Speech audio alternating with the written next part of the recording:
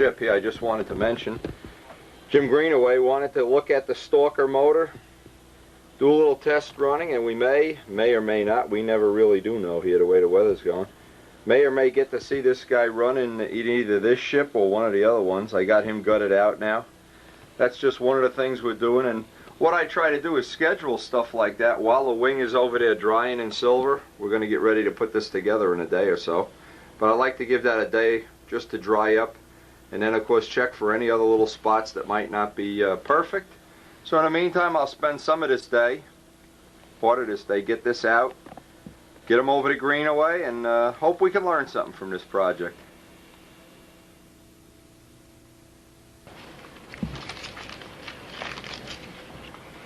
Now what I want to do, I want to make up the arrow shaft. Now this airplane takes an 18-inch push rod. The choices are, as always, you could put fair leads in the body, and we've done that many times, or you could make an arrow shaft. We're going to make an arrow shaft on this. In fact, we'll go put a little bit on the video, and maybe somebody has a better way of making an arrow shaft than us, and they can contribute it in. If not, you can use our method.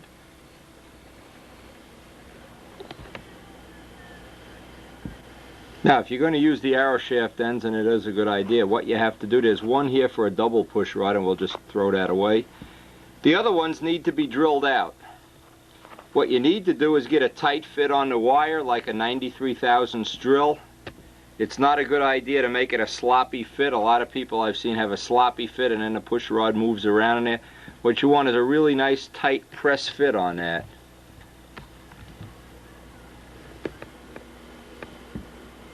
Now, from a pack of the arrow shafts, really only the 4 ends are usable, and I want to be very careful. I take the micrometer, make sure I'm drilling this out the exact size of the wire. The wire is 93 thousandths, so I want to get like a 93 thousandths drill.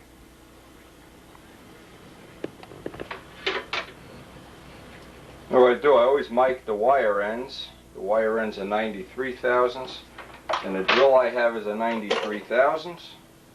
By the way, don't try to save $2 and not buy the right drill. If you get a sloppy fit on that, forget it.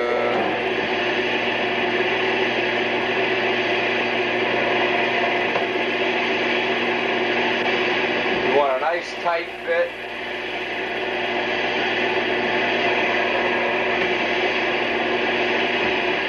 Now, one of the things is a good little trick. If you find out that you're squeezing something, by the way, never hold these with your bare hand. They're like razor blades. You'll cut your finger right up. Because this is glass nylon, it drills, it gets hot, it expands, and as soon as it cools, it contracts.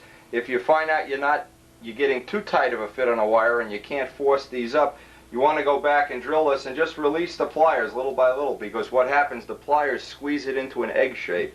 So what this will do, this will help you a little bit get a nice tight fit. But again, I want to take the wire, and of course I want to make sure before I go any further, deburr the end of the wire, otherwise you don't get a true reading. Okay, that's a nice, that's the fit we want. Alright, the next step is I want to bend up this. I have a nice tight fit on the wire, deburred end. I'll bend up the back end, leave the part that sticks out the front oversized, and just put a 90-degree bend back here. Clip it off with a parting wheel just a little bit bigger so it'll stick out of the arrow shaft. Now, the easy way I know to bend these wire ends, take a piece of wire, vice grip pliers. If you don't have vice grip pliers, this can be a real pain in the neck. Bend it carefully to exactly a 90-degree bend or real close. Don't make it oversized, because what you don't want to do is bend it back and forth, back and forth. Then, of course, trim off just enough.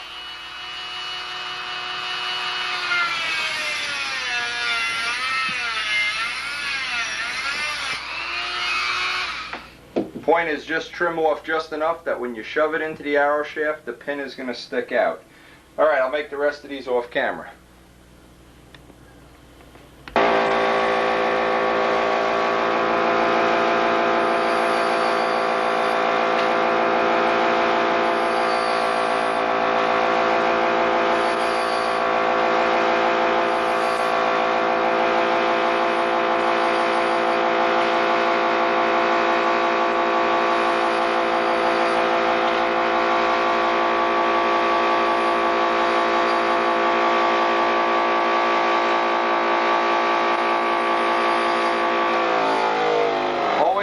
deburr all the ends on the wire. Just makes it nicer to do the work. Now here's one of the a good idea is while I'm going to be making 2 aeroplanes this year. So while I'm making 1 arrow shaft, I may as well make 2. What happens is you go through all the production cycles to make an arrow shaft and setting up, cutting the wire. In 5 minutes more than the time it takes to make 1, you can make 2. Then I'll have the arrow shaft made for the number 2 plane.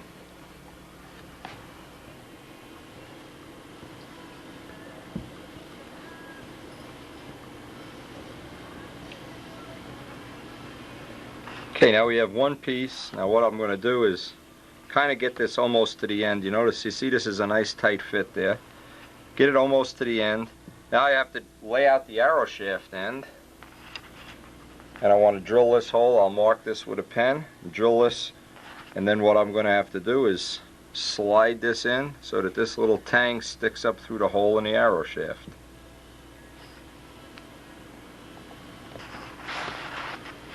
Now, of course, you want to get a nice tight fit, the hole. You don't want the hole to be a 1/4 inch. Now, the easiest way I know of, slide this all the way to the end. That's why you want a nice tight fit. Slide the wire itself in until it sticks up out of the tang. Now when it sticks up, now you can press this right in. Now you have choices, of course. One of them is you could epoxy this. When we put this in for the final fitting, I'll coat this with thick slow dry CA and just shove it in.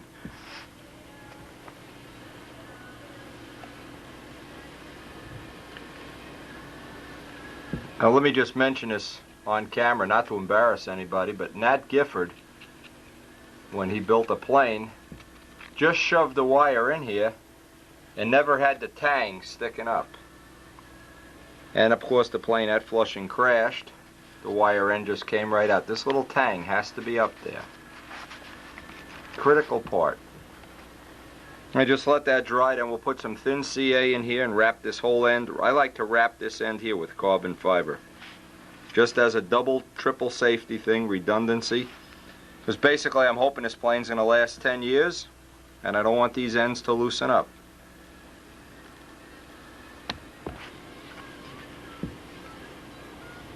Now I like to get a little capillary, the thin CA around here before I wrap this with carbon fiber.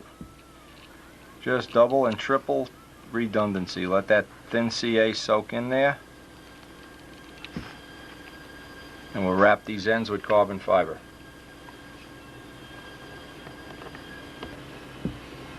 Now this is just some of that Dave Brown carbon fiber, that thin stuff.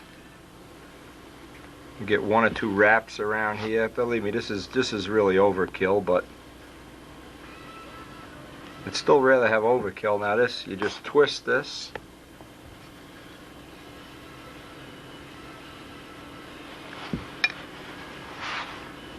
And get one. Always seems a little better if you can grab it with pliers. You don't glue your finger to it while you're doing this. Get a little thin CA around here. Kick it off, and then we'll trim this off.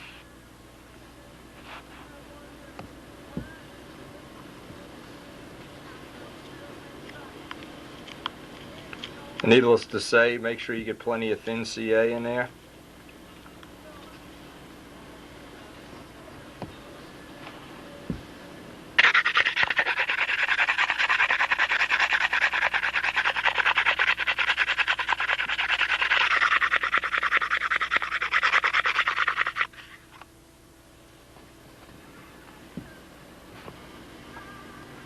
Alright, here's one arrow shaft that's already got the wrapping on, sanding, final finish, and I'll just do this one off camera.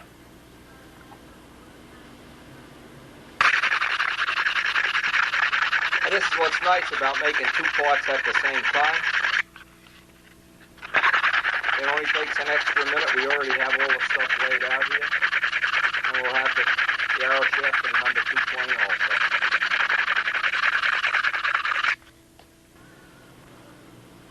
Okay, and in a very short time we have 2 push rods made up. Now, next thing is I want to get my ruler out, mark these with an ink mark. I want these arrow shafts to be exactly 18 inches. I also want to have both of the bends facing in the same direction. I don't want to look down at the two bends and they're like this or like this. What happens is if you do that, you get a bind in the control system.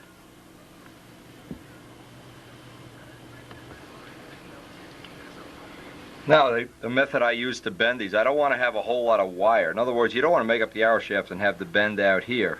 What happens is then this wire flexes. You want to get this as close, just so you have clearance for the horn. Anyway, this came out exactly 18 inches. Now what I did too, before I bend the second one up, I want to check this by grabbing both of the ends and bending it back and forth. Make sure these ends are seated in solid. If they aren't, of course you can put some more CA and carbon fiber around them.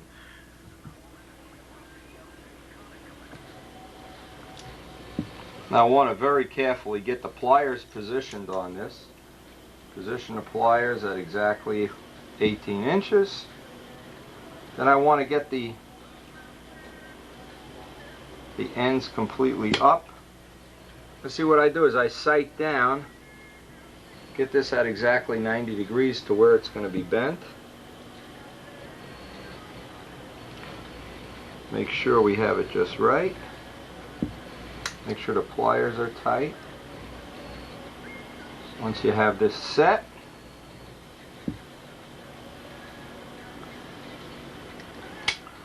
and then by looking right down, I'm sighting right down.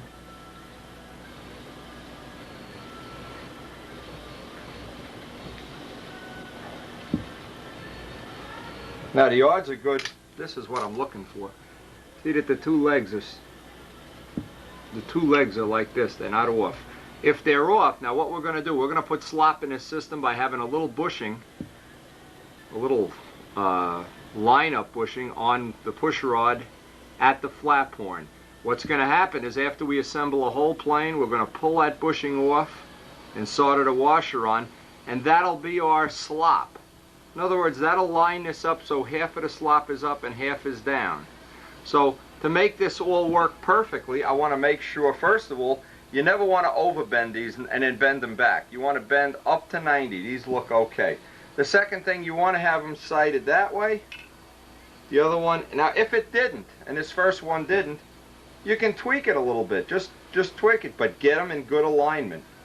Now, before you cut the ends off and leave a little room for the washer and the bushing and everything, make sure they're both real nice, and then you can do this, and if you feel that piece loosen up in there, sometimes when you do this you'll feel that arrow shaft piece, the glue hasn't set real good. Both of these seem pretty good though.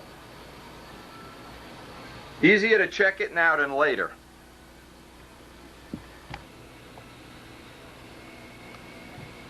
Now the next step is I want to trim these ends off and put the little notch in here. Notch it with the Dremel tool parting wheel so that we can get a good solder joint and a little piece of wire as a safety on there.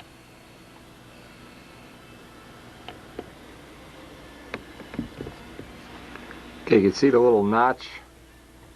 This is the end that goes up on the flap horn, and we're going to put that little bushing on there when we do the alignment. Okay, the other end of this arrow shaft, let me just spin this around. The other end I have to make just a little bit shorter, and I'll probably put a Walther's washer up here. I'll give you the part number. That the Walther's washer is when you need to get a real nice tight fit, like when this doesn't fit real well in the back of the fuselage. If you have a thin fuselage, you can use a Walther's washer.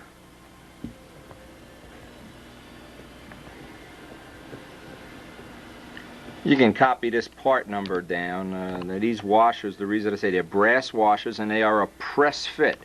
You really have to take an X-Acto knife and just skin the inside of them with one pass. But it makes a press fit. When you have a thin back of the fuselage, this is the part number you want to use. This is things they use. Any place that sells HO trains would have these.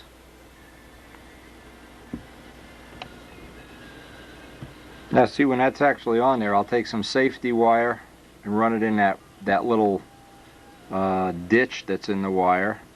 That'll be a redundant system. Solder over the wire.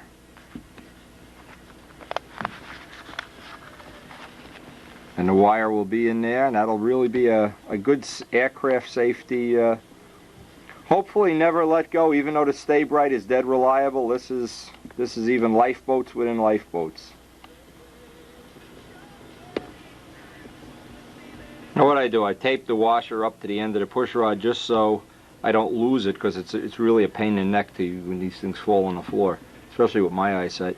That'll hold that there until we're actually ready to make the soldering joint, and we'll go make up the tubing for the other end.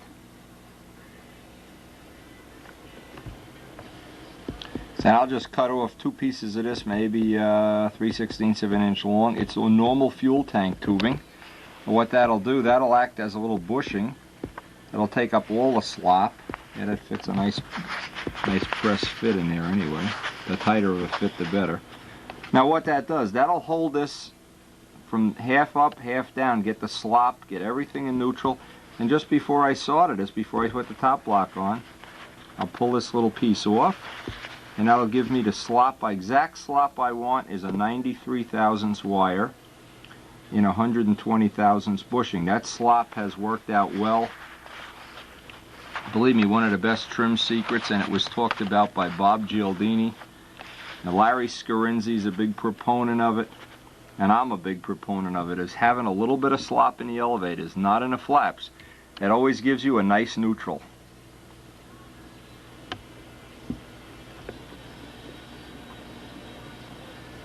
Now you want to make this long enough, of course, so you can get in there with needle nose pliers. After you have the tail glued and all your flaps set in neutral, you want to get in there, pull this off with needle nose pliers, and solder on an eyelet or a washer or whatever up at this end. Anyway, these 2 push rods, I'll take these 2 pieces off and tape them in position.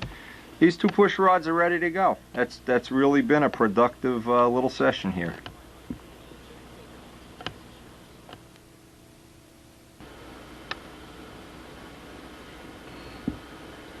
Now, as you probably know, I like to start any plane out by making any little parts. Like today I had a couple of hours, really couldn't do much because we're having company today, so I just worked on arrow shafts. But now I have 1 part made for the next plane. I'm one step ahead. The wing is sitting there in silver, and probably, well, we may get to put the wing in a body somewhere in the next couple of days, but because it's the holiday season, we're really company almost every day and obligations to go visit people and who knows what. You know, it's just a hectic time of year. Anyway, we're 1 step ahead, and I like being 1 step ahead a lot better than being 1 step behind every time.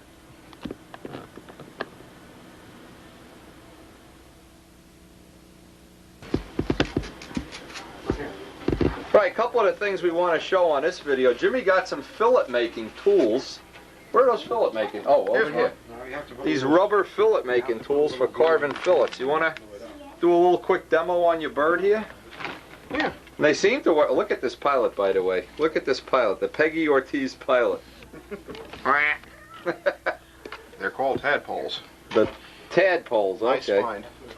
Yeah, and these seem to work real good for doing fillets. He's been doing these fillets up tonight. There's all different radiuses on the outside, but they all also have different edges on the inside.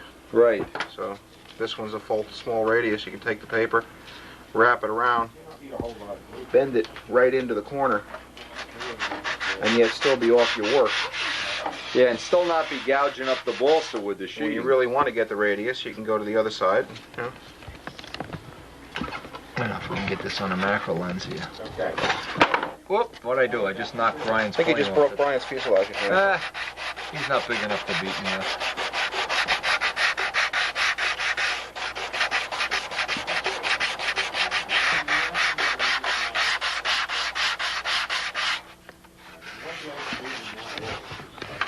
Now let me get the name of this on the Body Shop Supply House thing. Contour sanding grips. What's on the other side? Wish I could read this. There's about 5 different assortments. There's Yeah, there's all concave, different convex. shapes. We're more on this as we go. Now we're only, with our guy, we're not working on him tonight. We're going to be doing fillets obviously somewhere in the next 2 weeks. And I hope this is one of the things can make the job a little more pleasant, reliable, whatever. Anyway, these guys are making up canopies here. I don't know what. Let's see, Brian, let's see the dashboard. Let's see, how's it coming out? So far, so good. All right. You made the dashboard just like a Windy. Right off the Windy famous video, famous Amos cookies. When? Where's my wife? Come on down. I don't have you on the video yet. Come on. Debbie wants to see you. Hi, Debbie. Hey! The girls are going out to their craft classes. Does your husband know where you are? No. I'm telling him. Forget it. Tapes in the mail.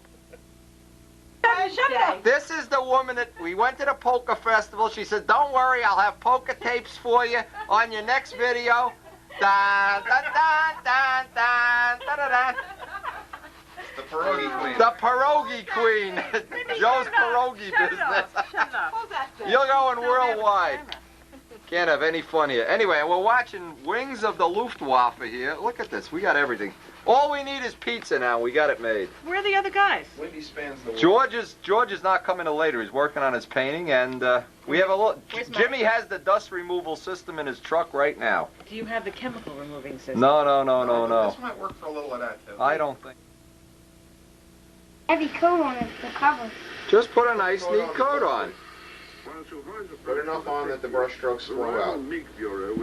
Let's see what that dashboard looks like. You got the little windows in here? Nice little dashboard. Alright, what about the seat? You doing the seat? Uh-oh, he's got the seat painted.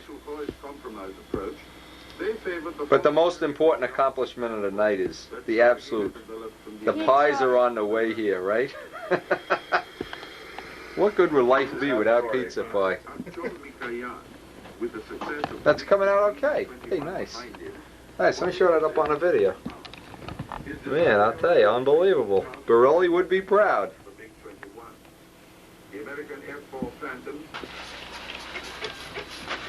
Now, I have a little bit of time tonight, and what I want to do is try to get as much of this wing alignment as possible. Now, I usually try to do this on a day when I'm not tired, not bored, and not rushing. And today is a good candidate. We probably won't get it all done, but I'll get a good part of it done. Now, what's fortunate is Jimmy was just over here a couple days ago, and we put his wing in the body, and when we did, we got the table perfectly straight. I just checked that off camera, and it hasn't moved. So we're in pretty good shape. I'm just getting all the slime off the table here. All the dead guys. Get them all off the table.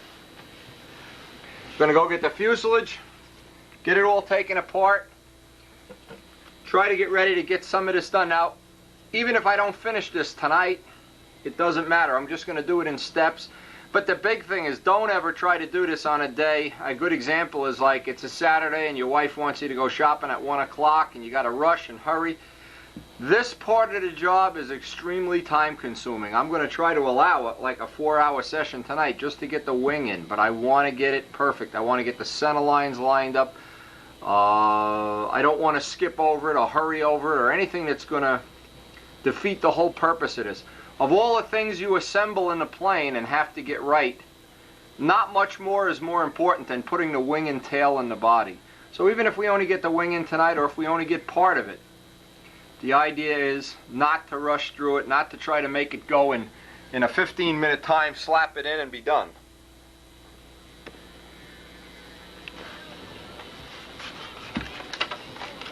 Now the reason I want it, I have been storing this in one piece so I could constantly look at it and see how much I liked it and did I want to change it. Do I want to put the rudder, higher or lower or what? Whatever. Anyway, we're kind of satisfied at this point in time that this is the look we want. So step one, going to get all these blocks off. And down at the real straight end of the table, the part of the table that's really straight. And we know that we just lined Jimmy's plane up there and it really went together sweet. It really went together nice. Take this puppy all apart. All we really need is the main crutch. Put the other pieces away. And I'm kind of excited because this is the part of building a plane where you're really in the next 4 to 6 or 8 hours going to see some real results here. It's going to start to look like an airplane. Like the birth of a baby. Instead of being a blob or a glob or a slob, it's going to be a real airplane soon.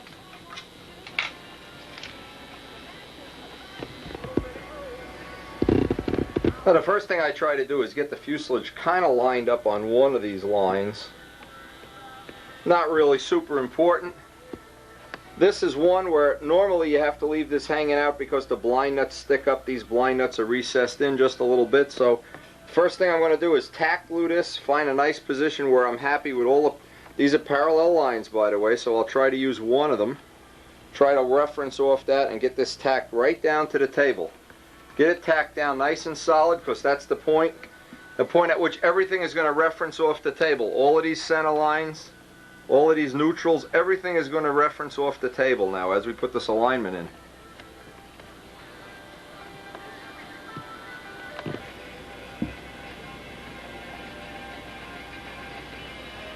Now I'm just making sure I'm right on the line, and I still can adjust this just a little bit. Using that line on the table for a center line, a reference line. Okay, that's should be solid enough. Now what I'm going to do, just as an overkill safety thing, this is something I used to do all the time. I don't know why I stopped doing it.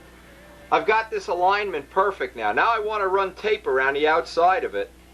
And what this tape tells me is while I'm doing this, if this changes in any way, it'd be nice if I had fingernails. This gives me a real accurate reference as to if anything's changing. Let me get the telephone. It's probably President Nixon.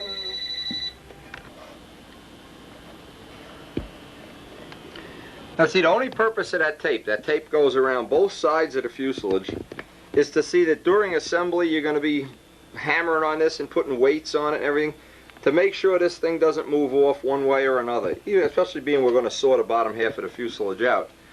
The tape is just there for a reference. Now I want to make the cutout for the wing. There's a couple of things I want to do. I want to get the angle that I want here.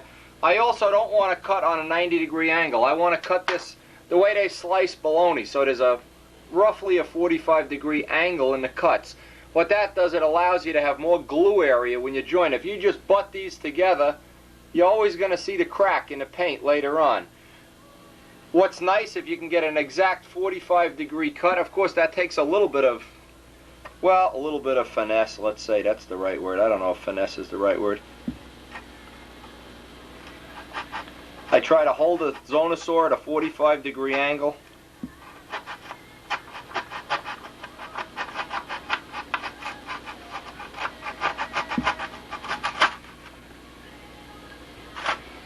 Now the same thing up on the front here. I want to try to hold that 45-degree angle if I can. Of course here I'm going through plywood, so it's a little more of a problem.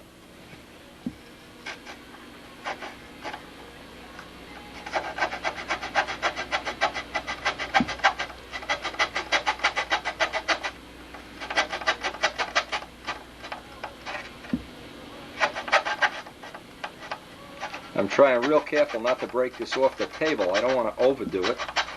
I'm going to be Mr. Macho Man here.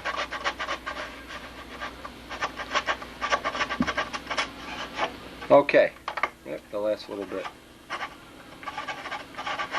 Good idea, of course, to have a halfway decent or a new Zonosaur. The last little bit's still in there. Okay, that's hitting the plywood firewall. Okay, now I have this piece cut out. I've got both of the angles. Let's put it on a macro lens. Now that's a significant improvement over just cutting through on a 90-degree angle. Keep that angle like a bologna slice. When you go to join it together, you'll have about 75% more glue area. Of course, same thing up in the front here. Let's see if we can zero in. Same thing, angle. A nice angle on there.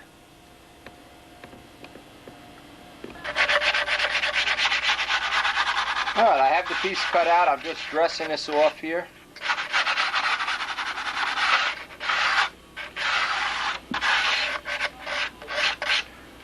Any little spots that still are sticking up.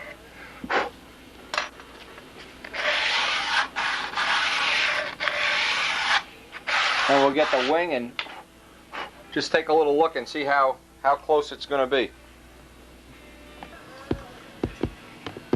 Now I won't dress this side off till I actually go to put the wing in and then see where the high spots are. But you get the idea here. Just by looking at that you can figure out exactly what we're going to do. We're going to let the wing float in here. Next thing we're going to do is check that all the center lines are right on the money with the Walt Russell tool. Now this, of course, is that Walt Russell tool. I want to make sure that both sides, the center line, we're going to use this whole reference. Both sides are right on the money.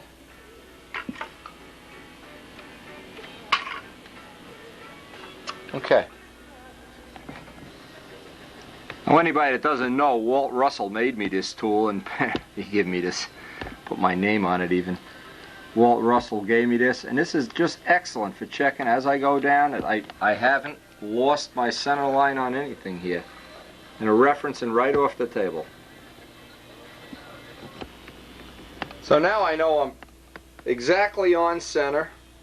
I got the wing cut out removed. I'll go get the wing and do a little bit of a test fit here and just see roughly how close this is going to be.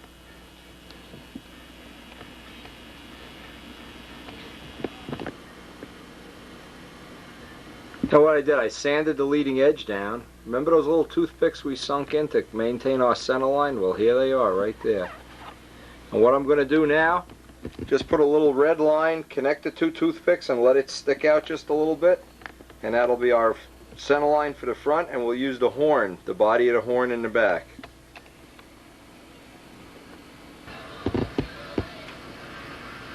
Now what I want to do, I want to take the triangle, reference off the exact middle of the wing, and of course you can measure that from tip to tip, find the exact center, then take a 90-degree triangle and draw a line right up the wing. Now I can't bend this triangle around the front of the wing, so what I'm going to do is line up a machinist ruler with this, continue to line right to the front of the wing. By the way, what I did here, I found the little toothpicks, sanded through, and I ran a piece of 16, let's see if we can get this on the macro lens, 16th inch tape here. I don't know if this is going to come out that good. Now what I did here is I made, there we go, put the 16th tape connected to two toothpicks, and I made a plus and a minus line. So I want my line to be right in the middle of that when I do the final alignment. I want to aim right for the middle of that. And what I did next with a machinist ruler, I measured over exactly fuse side to fuse side, marked the center line, and drew this up on a 90-degree angle. So now that's the center line of the body, and I'm just checking it at both sides here. Right on the money, right on the money.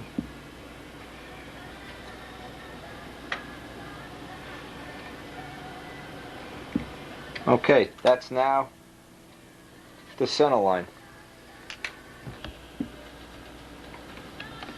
Now what that does, that establishes the center of the body, and I want to line that line up with the line that I've put on the wing, the center line on the wing, and that gives me a good start. I want this line to line up with the front edge and the back line with the middle of the horn. And when I can get all those lines to line up, the wing will be, you know, pretty much ready to install. Now what I'm doing, I made up two exact shim blocks out of the same piece of wood so that I have the same fillet size on each side. Nothing looks worse than a big fillet on one side, a little, whatever. Now I want to make sure that my two center lines are going to line up. I have a clearance amount that I'm going to be able to vary here. Make sure these two, the horn is right in the middle. Now I want to make a plate, a triangle shaped plate, so I can make sure the body is right in the middle. And if it's not in the middle, then it's pointing out. And in no case is it pointing in. But for this case, I'd like to get it right in the middle. So I'll make the two triangles up, and that'll tell me if the wing is exactly in the middle or if it's off just a little bit.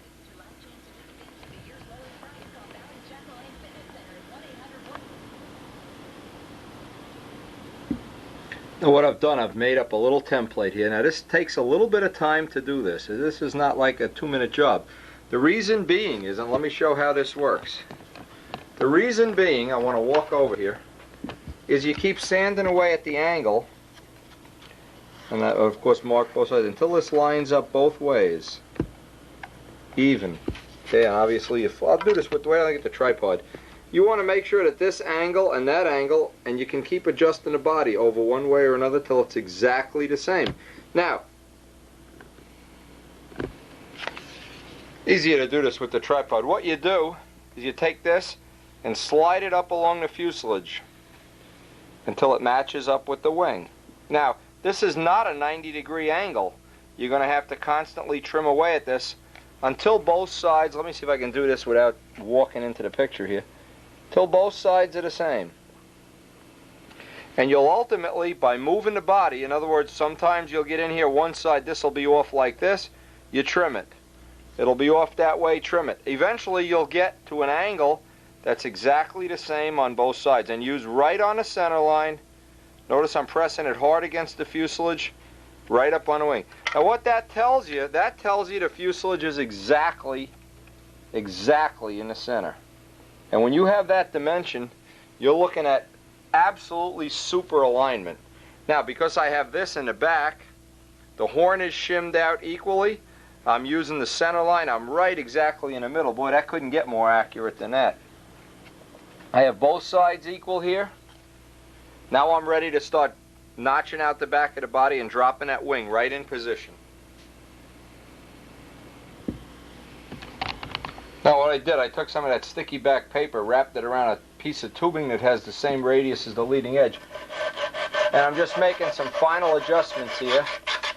Of course, if you have a lot to do, you can use the Dremel tool, but what I want to get is the leading edge to butt right up on that firewall, and I've taken away some of that material, so it's a nice tight fit that makes a nice joint right up there.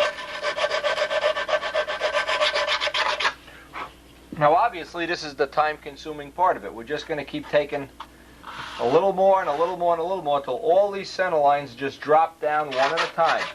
This takes time. This is an easy way to do it. Just take some, if you want to use a Dremel drum, that's another way. Just take a little bit at a time until that whole wing just drops down and all of the center lines line up.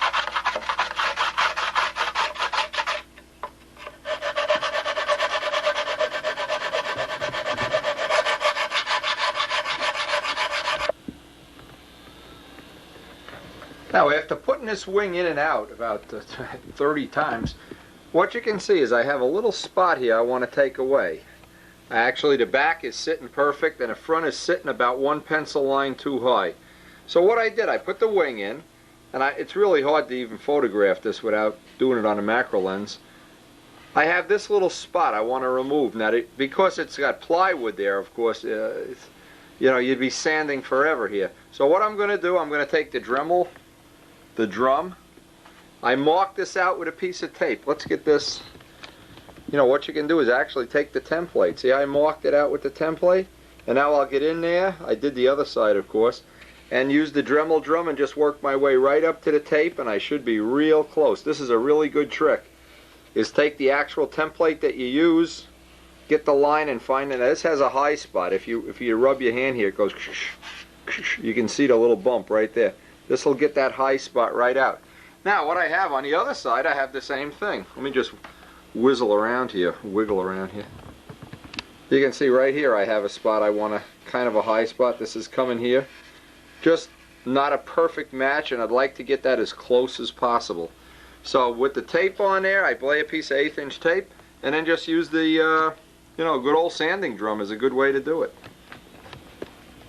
Any of these things, and this is the part, that's why I said at the beginning, excuse me, this is time consuming. You know, you can spend 3-4 hours just picking away. Every time, that's like sheetrock work. If you ever done you'll put a piece of sheetrock up, and wherever it hits hard, you keep chipping away at the corners until it just drops right in. We want to line up the two center lines, the center line there, and I want that to kind of drop in. If it's a little low, I can shim it up while the epoxy dries. It won't be a problem. But I can't have it higher than the line. If it's a little bit low, you can just shim it with some balsa, fill it with epoxy, any number of things. But you can't have it high. And what we are here, we're perfect in the back and high in the front. So this is the way we're going to work around it, and I'll take the Dremel and just get rid of some of that material.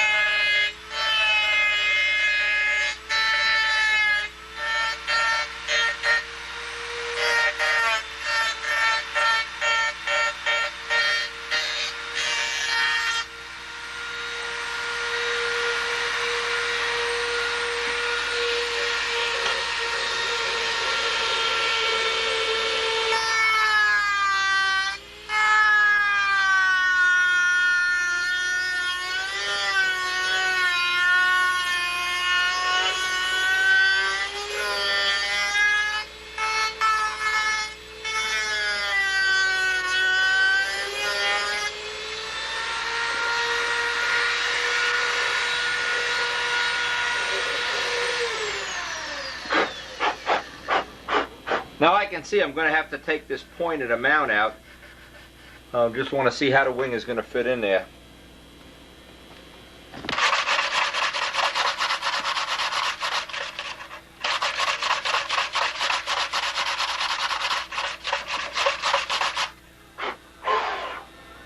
Now we'll just do another test fit here. Clear the deck.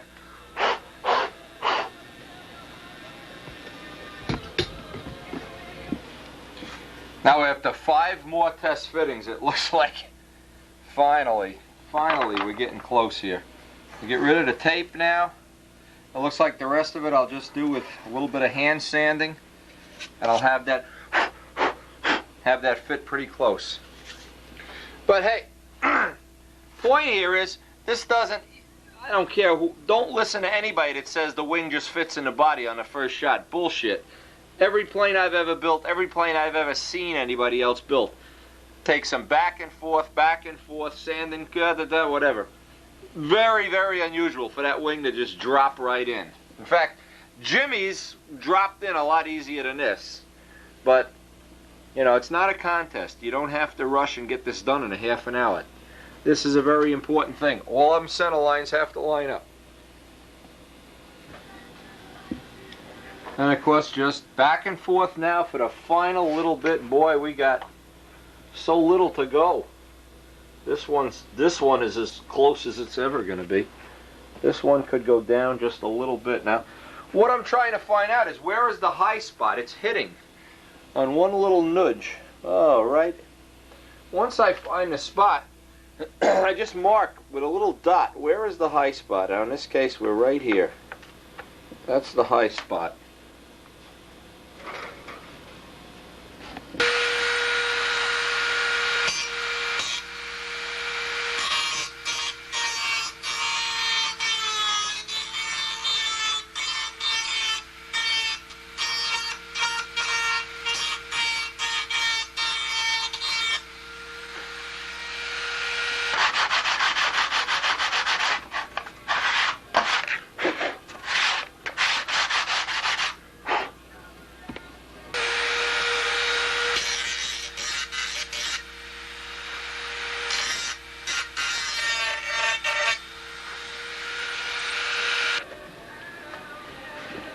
Now I'm just hitting on one little spot here.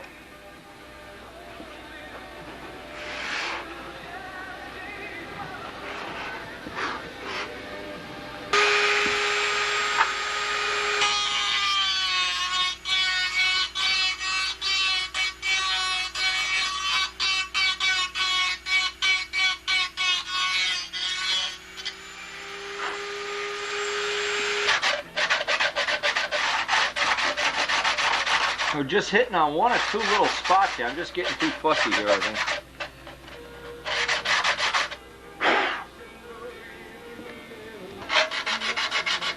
think. You can see we had to remove some of the material from the back of the crutch here. We're really sneaking up on having a really nice fit here. Keep in mind though, it just takes time. You just keep taking a high spot away wherever it hits, and eventually you'll have a real nice fit.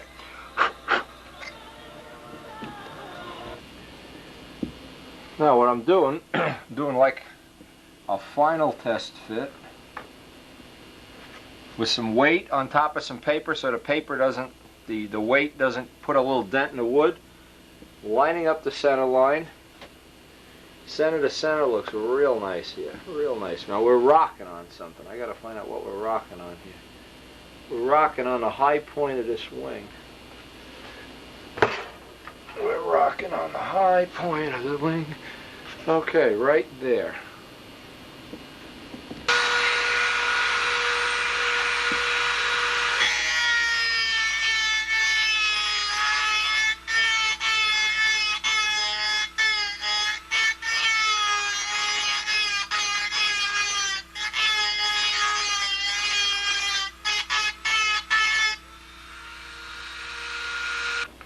Now you might be wondering, is this really all worth it? Well, the first time you make a wing over pull out and you get a 39, I guess it is. See, here's what's happening. The wing is sitting in a lot of spots, but it's rocking. It's doing this on a high spot. So you try to find the spot that it's rocking on, try to lower that a little bit, and then let all the center lines be just a little bit low, and then you can stick some shims in there while the epoxy is drying.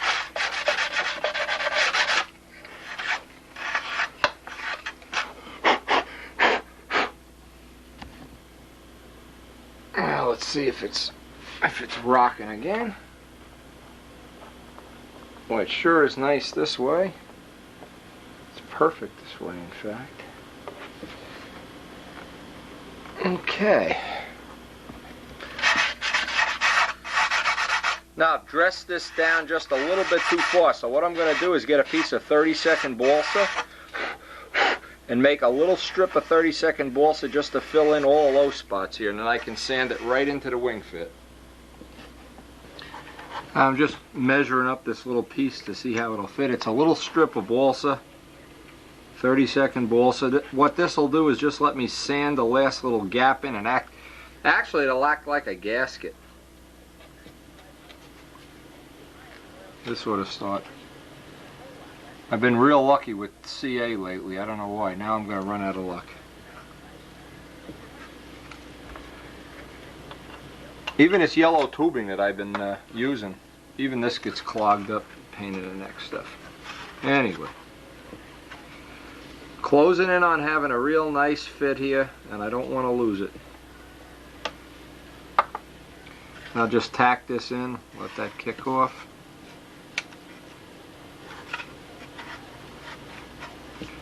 The whole key here is just to be patient.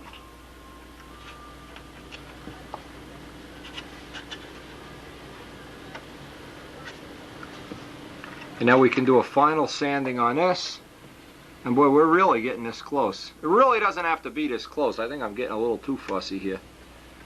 Just because you get caught up in this thing of having everything perfect. But anyway. Okay, we have a little gasket of balsa wood on here for now.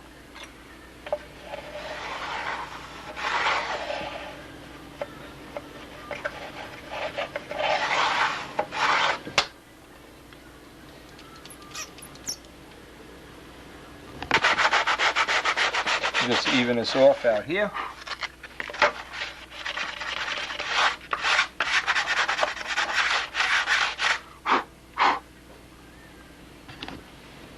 And believe it or not, we're still rocking just a little bit here, and I'm not going to sleep until I get this perfect. Needs a little trimming out there. Just a little bit. Okay, one more. We're down to where we're out about the amount of a pencil line, and we're really not gonna quit now. And believe me, after a lot of fitting and fussing here, I think this is as close as I'm gonna get it. Let me just go around for the last time before we mix up some nice epoxy. Here, right here, we're right in exactly in the middle of our adjustment. Right over here, we're right in the middle. In the back, we're in the middle of the horn. We got a pretty nice fit if I look around all the edges. Well, what I'm going to do now is mix up some 45-minute epoxy. The slower drying, the better. This way I can maneuver things around, shim things, babysit it, and give it a good hour to dry before I go putting that other little piece in.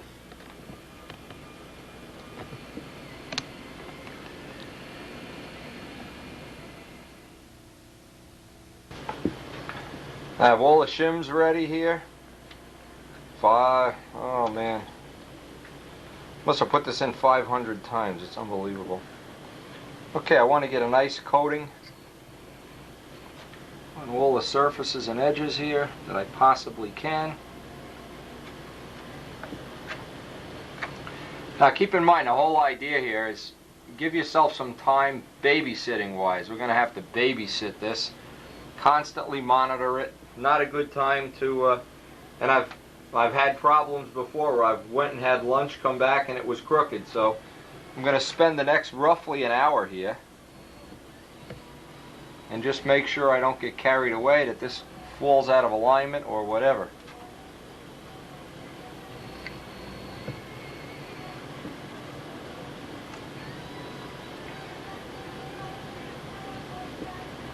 And I certainly recommend epoxy for this part of the job. Now we're also going to epoxy up in the front of the wing here. This where it goes across the firewall and where the front of the wing joins that. Nice big glob of epoxy up there. This is one of those places you really don't want to be Mr. Weight Saver and wind up with that old nonsense, who's got the lightest plane? Oh, mine's lighter than yours, but it doesn't fly worth a shit. Okay, I got this piece all hogged out here, so I want to get some epoxy on here. Kind of fill this whole thing up with epoxy if I can. Okay.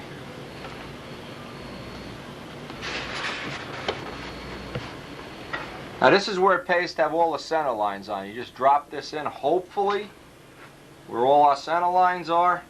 I have my shims in the back, so I have this in equal. This is where it pays to have all the center lines and shims and everything all organized ahead of time. We're in up here. Maybe we can float that around just a little bit. Okay, we can take some more of this epoxy. Get it up right up in the leading edge here. This way, actually, the firewall is joining the wing and acting as a wing spar, giving it a lot of integrity up here. Okay, we want to have some paper so we don't put a dent in the back of the wing. Something like a gallon can. The DAP is good. That's about the right weight. Okay. Now, of course, the fun begins.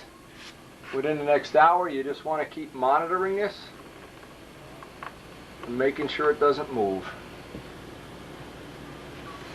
Make sure that center line's on there.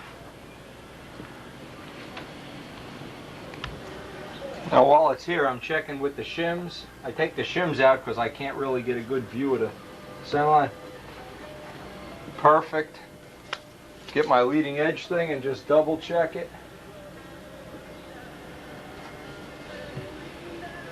Now I got roughly 45 minutes an hour just babysitting this, using my gauge to make sure I'm right in the center. I don't think it gets a lot more accurate than that. Even Borelli would be impressed. Oh. I'm right on the middle. Right on center, and I walk the gauge out the middle of the trailing edge. That looks real good. This side looks fine, and of course it's best to sight it right from the back.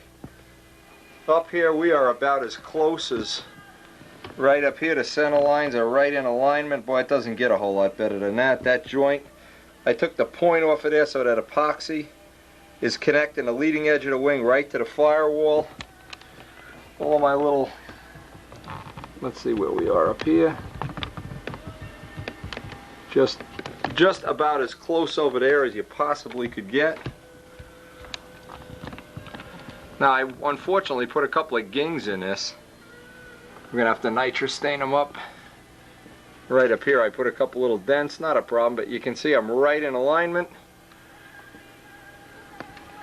These are minutes, hours, whatever, well spent, because believe me, the first time you pull out of the wing over and it just goes whoosh, well, you know you've got it. And if you get all of this nonsense and it doesn't fly inverted, you can't go back and put an hour into the plane. If you put the hour in now and it's overkill, well, this is a little overkill. I really fooled with that. Maybe could have gotten away with an hour less fitting, but believe me, that hour, once this plane is done 5 years from now, when it's you know, flying as well as it can, all trimmed out and whatever, this will be an hour well spent. Okay, it's babysit time. Then we're going to take that little piece off the bottom. Same thing, I'm going to Dremel tool it up. If you go too far on the little saddle that's going to go in the bottom, if you go too far, make a little fact, I even left some wood out here. Strip off a little bit of 30-second wood. Get a nice fit. We'll get the bottom in here. First we got to let this dry.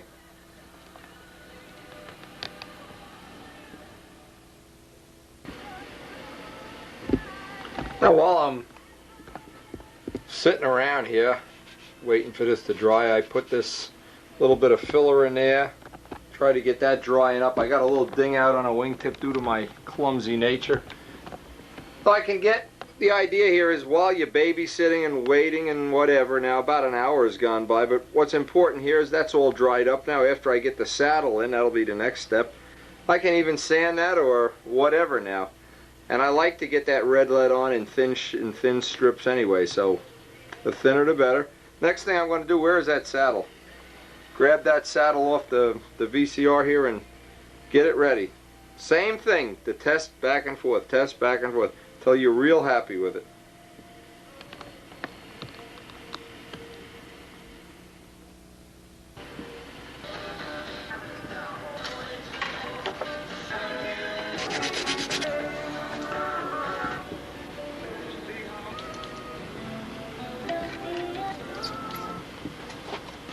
Now one of the things I want to show, I got this side all fitted in and ready to go, but of course this side isn't glued in.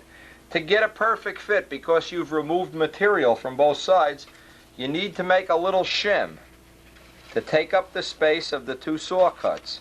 In this case it's just about a 32nd of an inch. So all I'm going to do is strip off a little piece of 32nd balsa, and this is the best little trick. If you try to join both ends of the saddle, you warp the fuselage. You will not get it in straight. So, the easiest way is make yourself up a little shim. The shim can then, you can leave it sticking out on the outside of the body, because the inside, of course, we're going to make a doubler.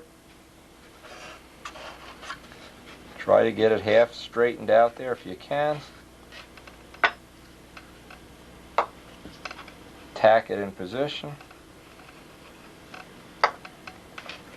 Try to glue your hand right to the body.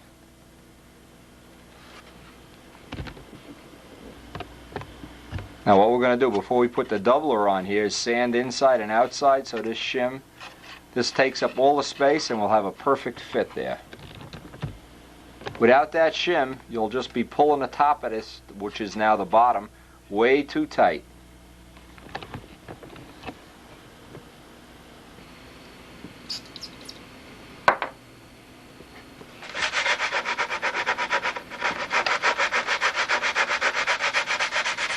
I want to get both sides of this sanded out, and then get a little doubler made up for inside.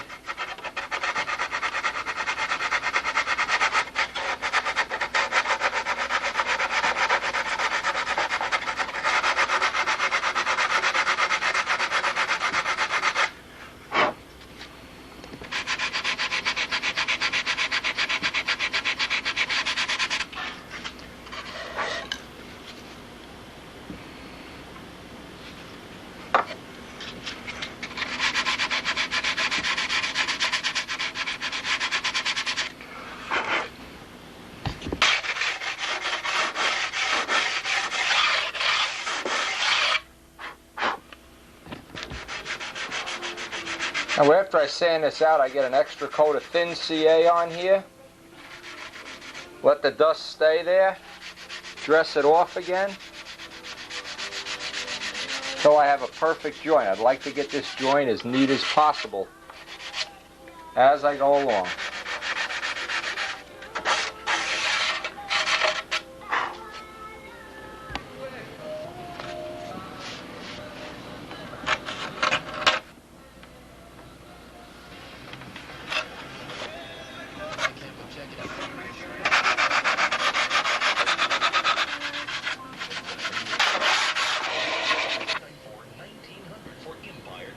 Okay, we got both of the sides on. Next thing is to make up the little doublers up in the front and doublers in the back.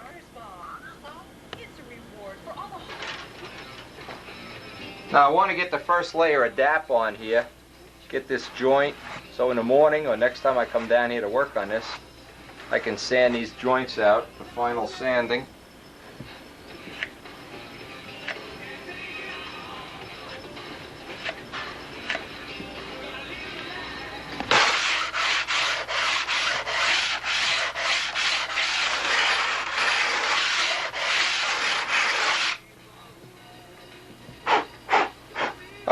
to make doublers up.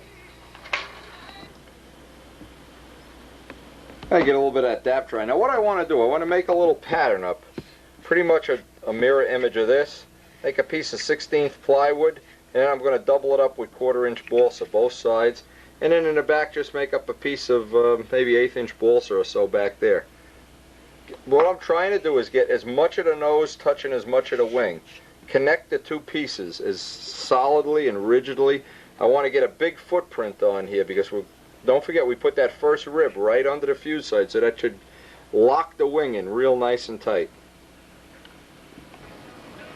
Now just taking up some scrap plywood and just trying to grain going front to back, needless to say. Try to just interpolate this curve up here.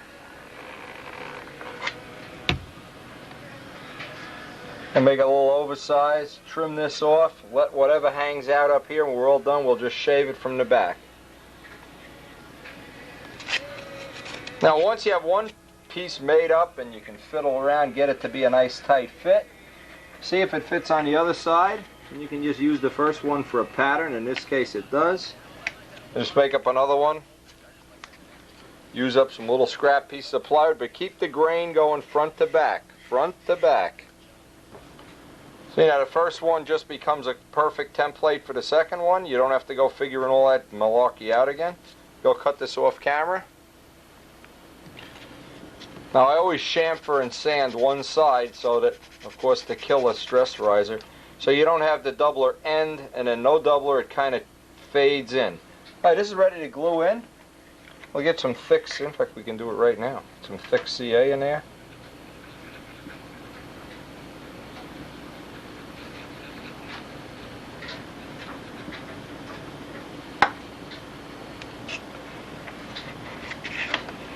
Remember what we're trying to do here is connect the wing to the body with a super strong joint that isn't going to crack and paint that's not going to crack.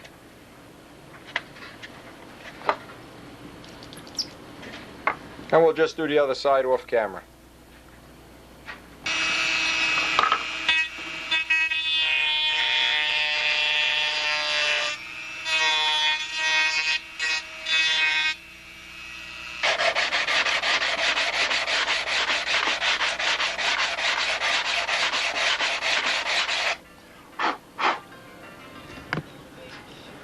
Now we can get a nice bead of glue down around the whole area. Run a bead right down the whole fuse side, in fact.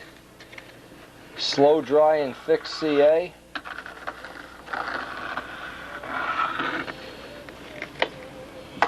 Just Q-tips it right in there. Make like a little internal fillet.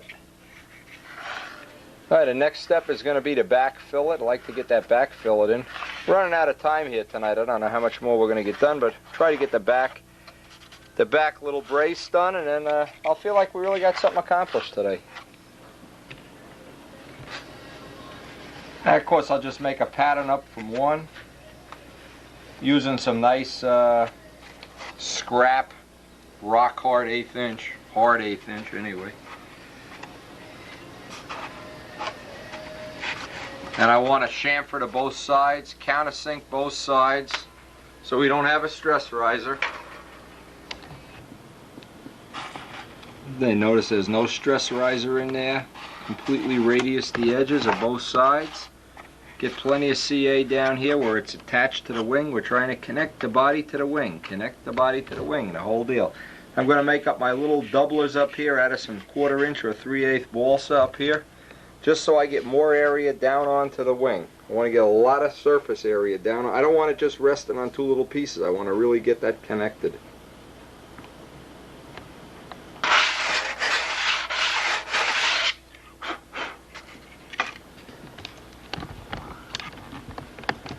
You got all the doublers all sanded nice and flat. Notice they don't end at a square. Always get rid of the stress riser, angle everything back.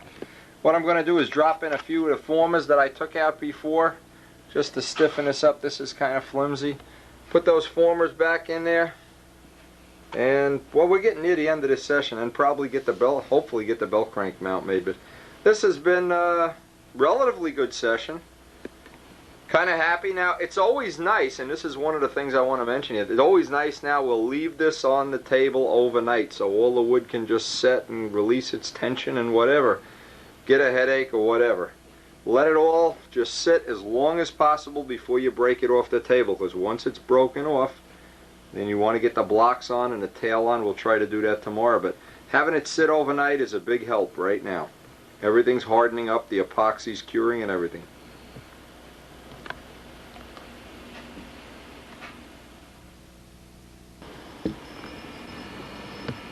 Well, it looks like the last thing we're going to do tonight is just get a piece of plywood across here. This contains the bell crank bolt. We'll get a little strip of plywood across here. And that's probably going to be it for the night. Good session. Now, a good way to make up this mount is take a piece of 1/8 inch plywood, or whatever.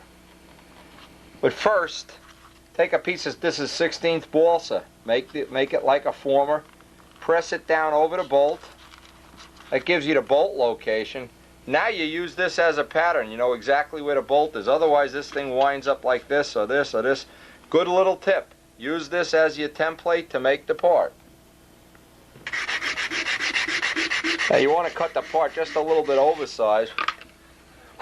You really do want a real nice tight fit on this particular part.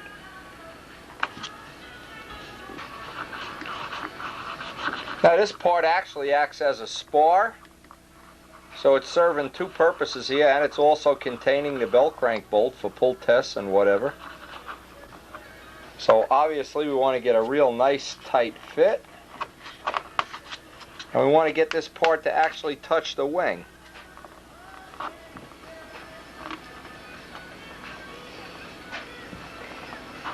Get a nice healthy amount of glue on that.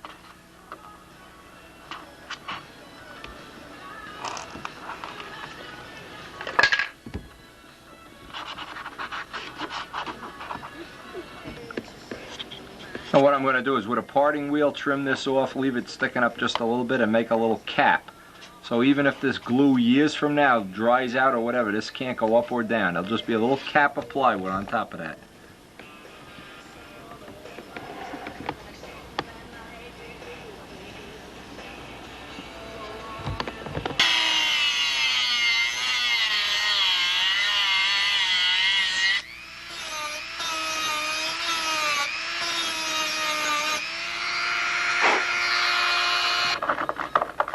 I'm just pressing this little cap down as the glue kicks off.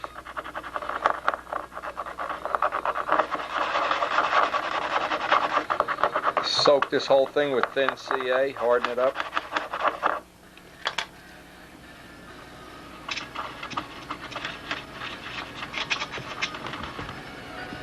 I just want to put an extra bead of glue around all the areas in here.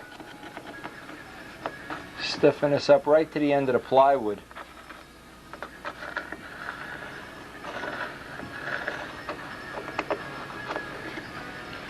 Just a little safety insurance glue.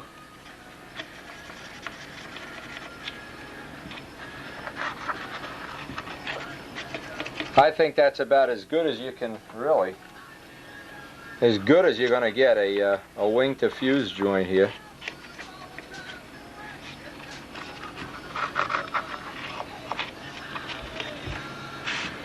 Now, final test, give it a good squeeze anywhere it's soft. This is pretty solid.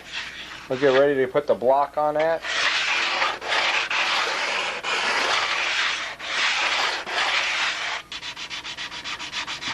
Now, just dress off this first layer of DAP here. And I can put a little bit of extra DAP on this. Now, if there were any gaps along here, I see I have a gap up in the front here. Any little gaps, I just make a little piece of balsa wood and shove it right in there. A little thin CA will get right in there and harden it up. I can get my first layer of nitrostain here sanded down too. We'll let the wing sit here overnight. Tomorrow morning, have a good cup of coffee, come down, break it off, and we'll try to get the tail in. It's starting to be an airplane. It's starting to get exciting now. Like I always say, this is like the birth of a baby here. Baby Windy. Baby Strega. Anyway, that wing is now in just about as good as I can get it.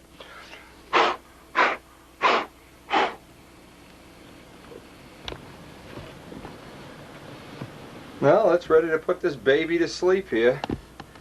Give him 24 hours, 12 hours, whatever, to sit and cure. Anyway, I hope you picked up some good tips from this. And it's certainly not a, a great mystery to be able to do this. Without a flat table, it's a lot more difficult, if not impossible. So, anyway, I wanted to mention on a video, choking on his balsa dust, Frank Williams sent me a real nice letter today, and I'm just going back here looking at some of the Walker fly-off things as the day ends. He was talking about how he was watching the Walker Cup fly-off video that I sent him, and he was waiting to see from the lap times if the 60 was going to wind up more than the pipe, less than the pipe, or the same. And it's his exact words. He says, we all waited for the wind-up, but it never came. Well, Frank, I really appreciate that letter. Really appreciate it. Okay, see you guys in the morning.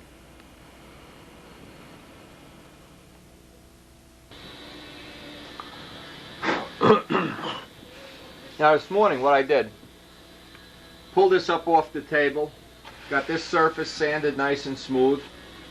I want to get a couple, I'll show this on the macros, I want to get a couple of pieces of balsa wood in here to get more of a contact from the crutch to the leading edge. In fact, let me show that on the macro lens right now.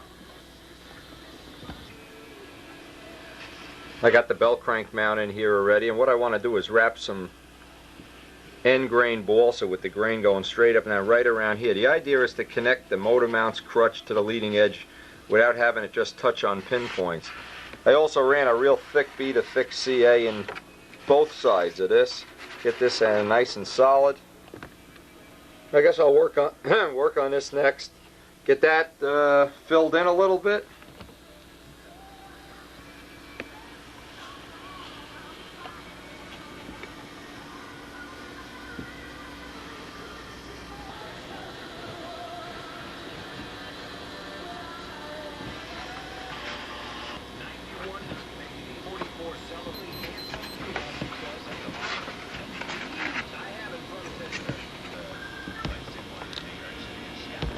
Now what I'm going to do is get this piece glued in here. You can see the grain is going end grain. Get a carefully trimmed fit.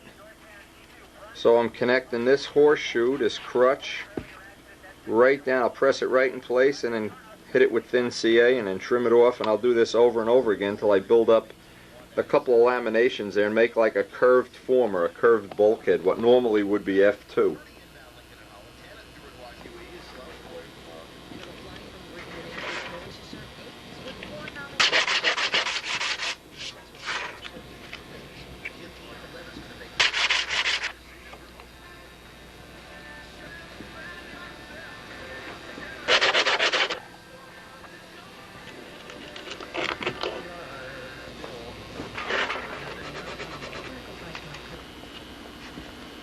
Now you can see what this does. It acts like a little horseshoe former. Because the grain is all going straight up and down, this should really stiffen this nose section up, I'm hoping anyway. I hardened up the wood with thin CA, and I'll put thick CA right along here and make a fillet inside from the bell crank mount right up to the plywood.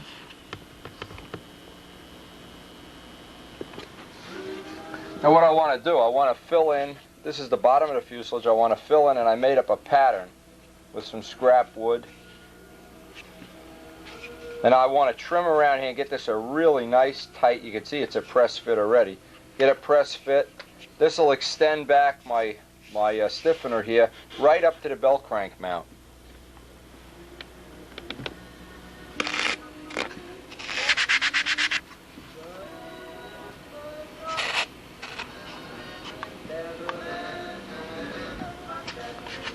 Now after a lot of fiddling, I finally got a fit that's tight enough. Now what I'm going to try to do here, just dress this off.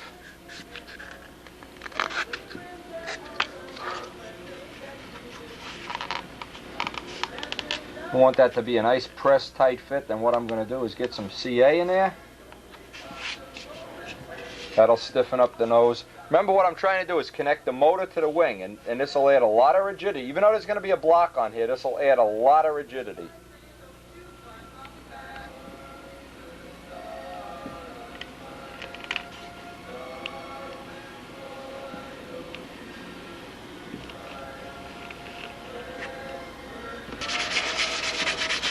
I want to get plenty of CA down in there, and I've just been going over it, sanding the joint, running some extra CA in there.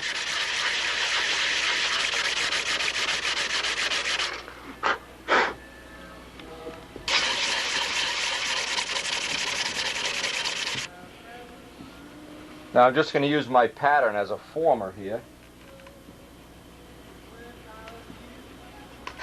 and then I'll trim this off. Again, all this is designed just to connect the wing, the motor to the wing. Let that kick off.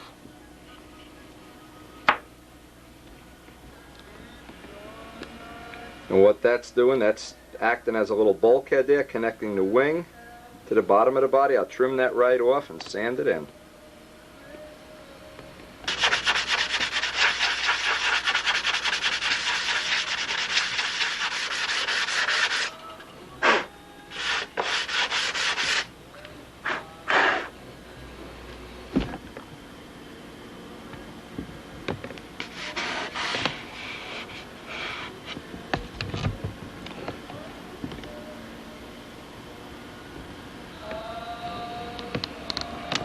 I've pretty much repeated what I did on the bottom on the top here. Put some cross-grain wood right up to the bell crank mount, made a former, and I'll trim that off.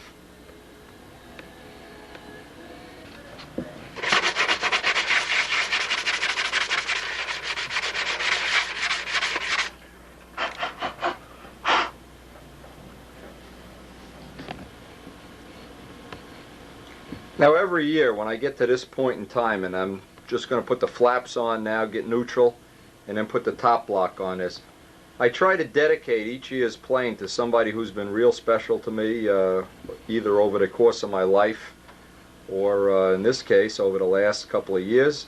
And of course, a couple of years ago I dedicated a plane to Harold Price, to John DeTavio, people that have been really influential in my life. This year's plane is getting dedicated, and I put this inside the top block, and I don't tell these people that I did this. This is a secret. This plane is dedicated now. We're going to put the top block on later today. This is dedicated to George Ventrini. Now George, for anybody that doesn't know, has been helping me with the renovation of the house. Made some nice, that's his oil painting up there, up in the kitchen, some oil paintings and stuff. But more than that, he's been a very special friend. When I've had big problems around the house that I couldn't solve, he's really given up time working on his own house and things that he could have been doing on his own models and things like that. So this airplane is dedicated to you, George, whether you like it or not.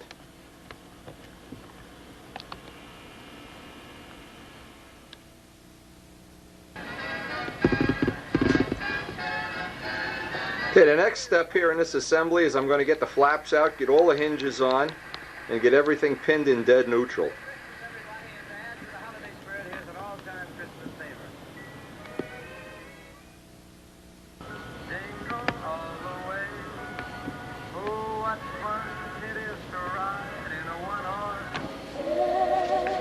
Now I'm taking each one of the hinges and I can actually see the little, little place where it's going to go. Now what I'm going to do before I actually install these hinges permanently, I'm just breaking through the silk span here. I'm going to clip the back end. These hinges are way too long. I'm going to cut it right through where the lightning holes are in the hinges. I'll cut them down. And I'll go through now. First I want to get these into the flaps itself. Now the reason I don't want to leave them full length is when you go and push these in, where the hinge comes through, it's going to puff it up in the final finish. And with this many hinges, even with less hinges, you don't need the whole length. You just need to make sure you get them in there nice and tight. So I'm just breaking through the silk span number one.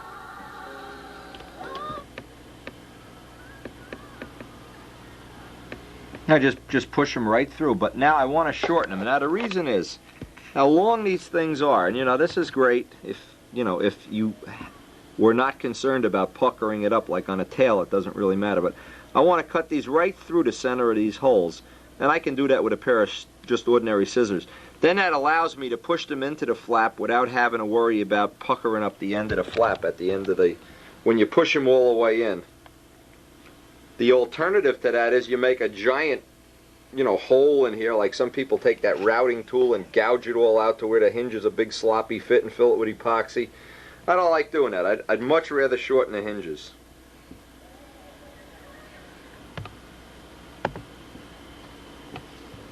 That is what I'm going to do to all the hinges right now, is just shorten them, get that back end off.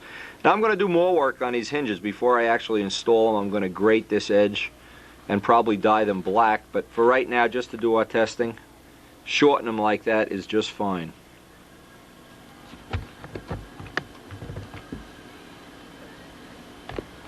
The easiest way to do this is just use a nice sharp pair of scissors. These are Fiskars. What I like to do is sneak up and get my wife's good pair of Fiskars, and she doesn't know I'm using them. A nice $20 pair or whatever she has up there. Mine, I buy these Fiskars and everybody uses them to cut tin and aluminum and cinder blocks and everything else. And then mine are dull. Now I'm doing hinges, so these will probably be dull at the end of this, but anyway, this is a good way to do it. Now here's a little trick that'll help you. It's always difficult to find exactly where the hinge pockets are after you have the trailing edge finished. So what I do, I line up all the hinges, of course. Actually, you don't even need the hinges in. Slide it up on a horn and just make some dots. A dot is plenty, and that'll let you know where you can sink that, and just take a hinge that isn't cut down and sink in all the little cuts into the trailing edge. It's a lot easier to do that than to try to press these hinges in right now. Believe me, this is a good tip. This is one you can use every time. Now I can just take this off, get a hinge that isn't cut down, and just poke right through, right at the right spot. Now I can just take a hinge, pop this right through.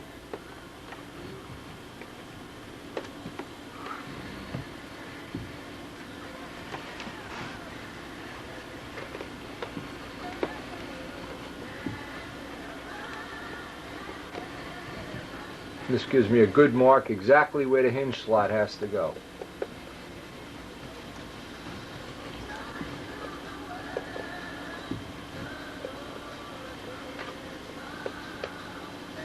Okay, now I can just cut right through. Okay, with one flap on and all the hinges in, check the hinge line, of course. Kind of like the way that hinge line looks. Midgley, what do you think? Looks nice? He'll probably say no. Anyway, do the other one off camera. We'll be right back, and then the next thing is going to be to get these things all in neutral, locked in neutral, so we can line up the tail.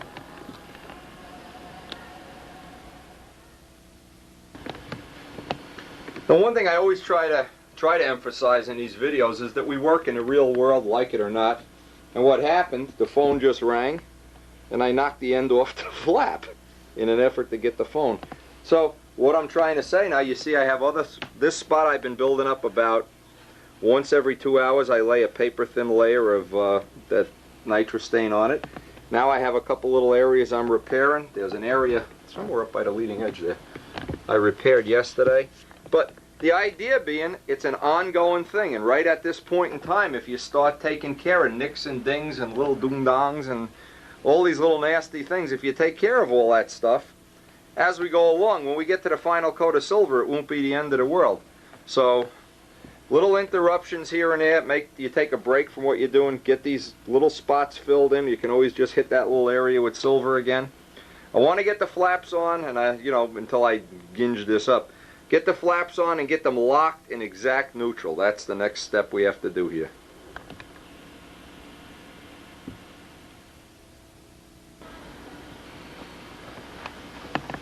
Now what I did, I used those little shim blocks, and that holds this in position now. And I have this lined up. Go down and sight each flap. Make sure you're in neutral. Right in neutral, up against the body.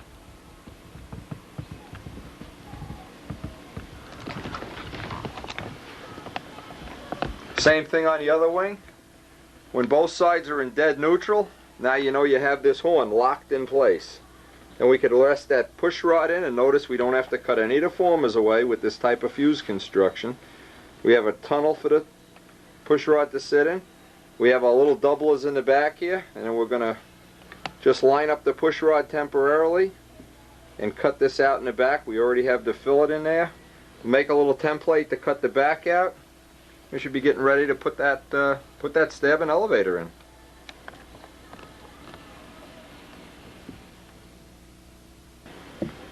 Now we already have the push rod already made up, of course. I just want to take that little piece of tubing.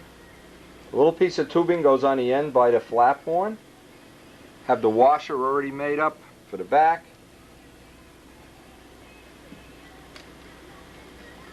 Now, very important, always have the push rods facing out. So centrifugal force will hold that rod in even if you have a failure at a soldering joint. Now, next step is I'm going to do the same thing to the flaps and elevators that I just did to the elevator and stab. Poke the hinges through. Because the elevators and stab are thicker, now you don't have to worry about puckering things up. Just pop it all through, get the stab all assembled with the hinges all in one piece, ready to go.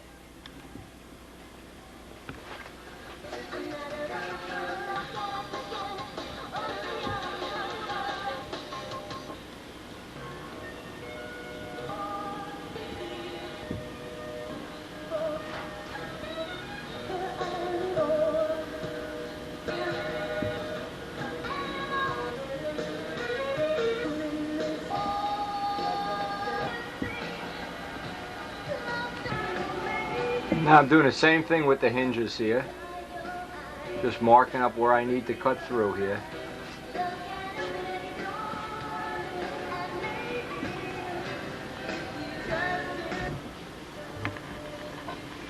Okay, there's a typical Pro Stunt horn joint with the little notch in the wire, a washer, and some copper wire twisted on there as a safety feature.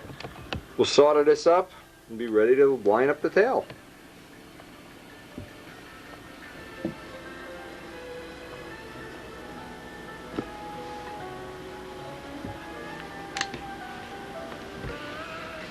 Don't forget to neutralize any joint, any soldering joint, baking soda and water. Clean that joint off. Now we'll put a little chain lube on this too. 1 drop of chain lube.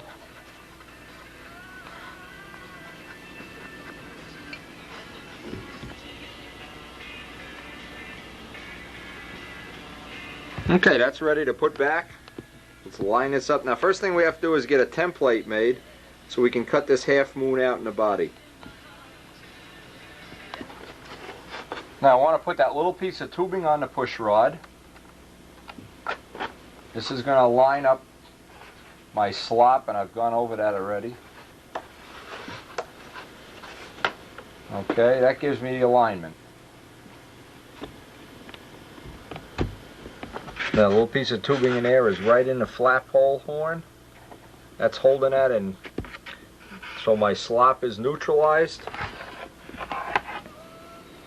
Now I want to make a template to cut an exact hole in that fuselage side. Now you don't know ahead of time exactly this tail. Pretend this is the silver tail. It may move back and forth just a little bit to your push rod adjustment, so you can't cut this hole ahead of time.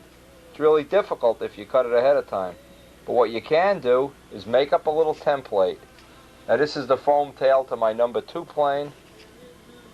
Make it a little bit on the undersized side. In this case, we'll just leave the pen line on.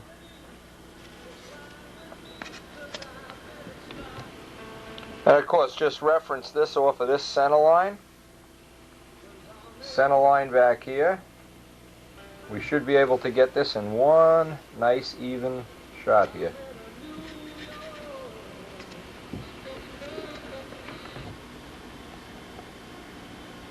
Now you see, we've just gone right down the center line here. Trace that out. Now we'll cut this out, and this will be a template we can go from side to side. But what we need to do, we need to get flaps are already in neutral, elevators in neutral. and we need to know exactly where this starts, because this tail could move up forward, back just a little bit according to where our push rod, the final adjustment of the push rod. The only other way you would be able to do this, if you did this ahead of time, glued the tail in and then made the push rod, you'd have to have some adjustment up here to get both neutrals. And one of the choices you have is to have two joints, just like we have on a push rod up there. I like this way better. This seems to be a better overall choice.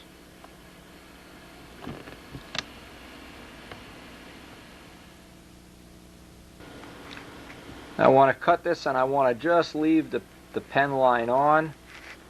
Give us a little bit of room to get the final adjustment sanded in place.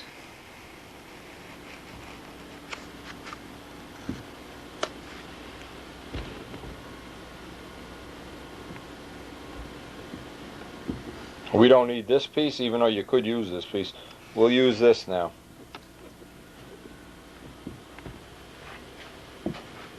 Now you have to make sure flaps are in dead neutral and that we're kind of in neutral here, kind of level. And I'm just taking and looking with a 90-degree triangle right down into this. Make a little mark where we're going to start our notch. All this is going to do is show me where the front of the notch should be. I'm back just a little bit off of that. Kind of get a rough idea if the tail looks neutral. I got a little block up in the front holding the push rod in. All this is doing is giving me the leading edge, the front leading edge part of where I want my template. Okay, now with that in mind, we can just take the tail right out. And we can take this piece, let's get a couple pins here. And we can do a little alignment on this. Knowing that that's the front. Knowing that this is the back, let's get this up a little bit.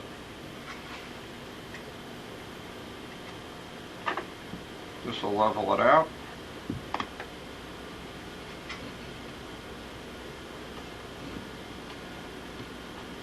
Pin that in place. Oop, I just moved it.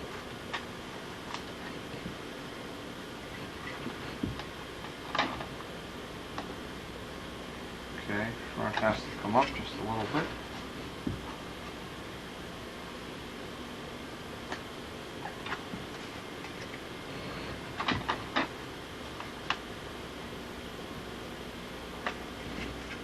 Okay, now this is just roughly, I'm going to put the pen line on here and leave the line on when I cut. Of course, I'll go over to the other side, do the other side separate.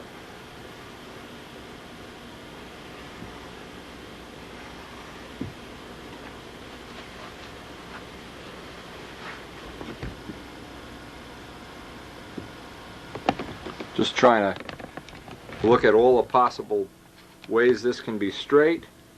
Perfectly straight along there, starting at the leading edge point that we just plotted, and leave the pen line on so you can set that in ever so little.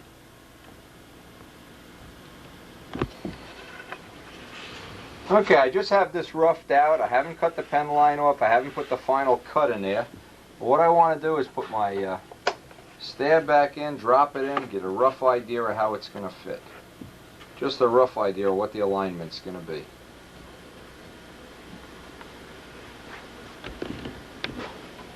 Now what I'm doing now is just picking up the high spots here. This is the high side. I'm going to shave, and I see it's rocking on a little point. Pretty much the same thing as setting a wing. And now if you were to go too far, needless to say, just put a 30-second cap strip on here. All this template does is give you a little head start getting the cut right.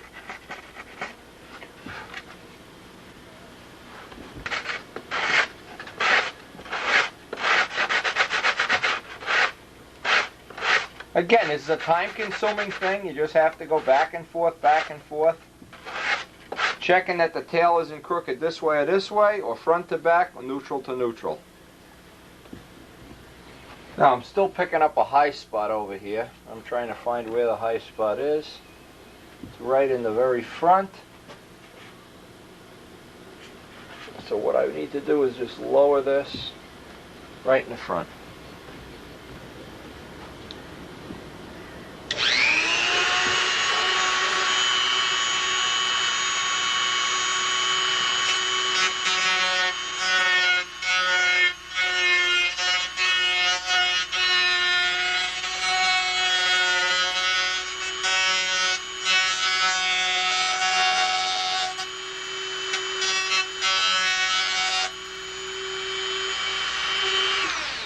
Now it's better to take a little bit less than you need off 4 or 5 times in a row than just take too much and then boom, you lose the whole alignment.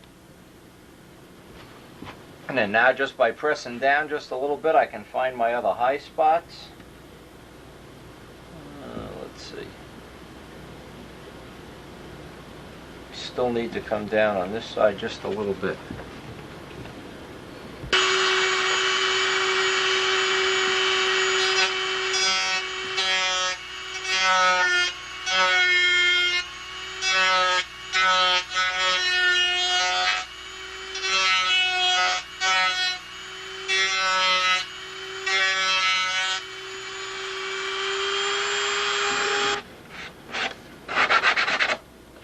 Little by little, we're zeroing this in. It just takes time, just like setting a wing in. Just takes time.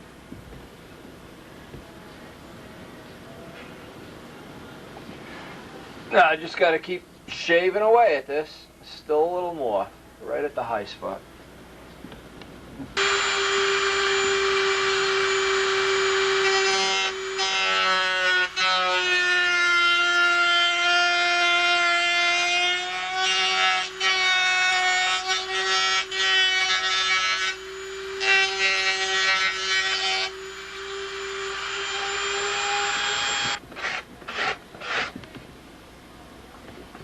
Now see, what I'm trying to do is put my nose right where the spinner is and see the tail disappear.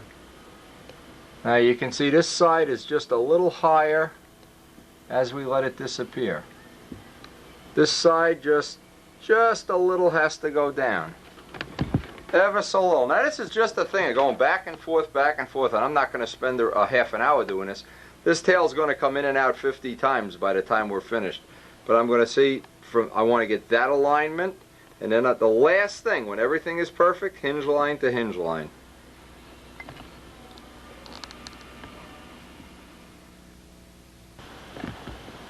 Now here's one of those real tough decisions you have to make from time to time. I'm at the end of this session, and I really didn't get this finished. I hate to leave in the middle of a time that I could be working on this, but I'm going to leave this for tomorrow.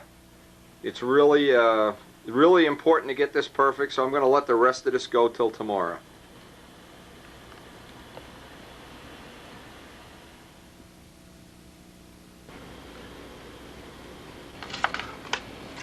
Now today I want to finish up this alignment. I hate to leave a project in the middle of doing something, but there's more to life than just this.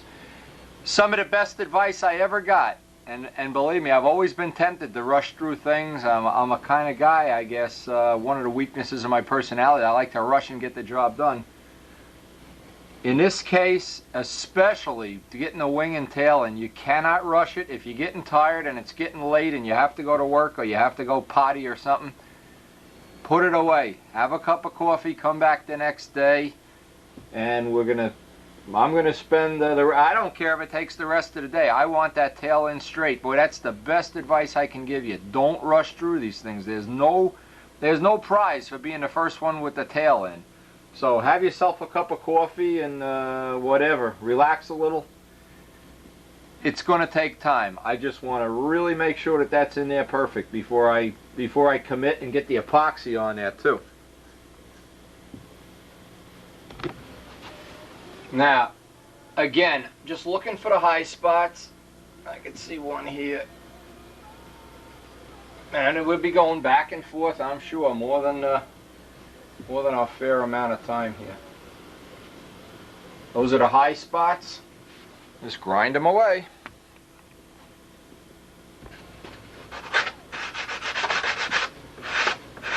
And when you get down toward the end here, It just takes time. Every little thing is just like a little ice shaving.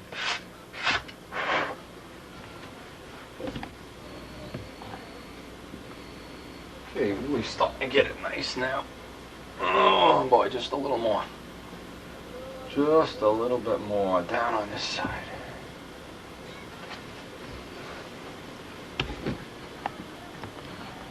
Now looking from the front, this looks real close as it disappears down behind the wing. As you get up, you start to see both tips at the same time. Okay, it looks like we have that dimension pretty well set. Now the other thing I want to do, I want to get down, sight that center line right down the fuse. See, the center line is right in the center there.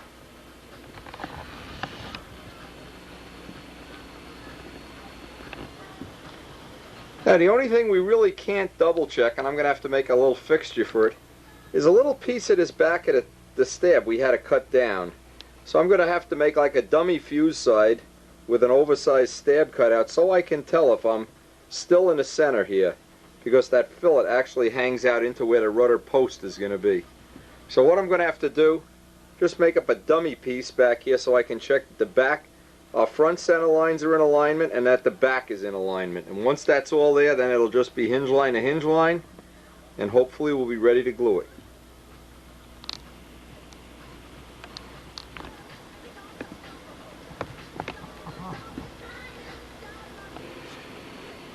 Now to make that final fixture, the first thing I need is, this is just a piece of scrap 16th plywood.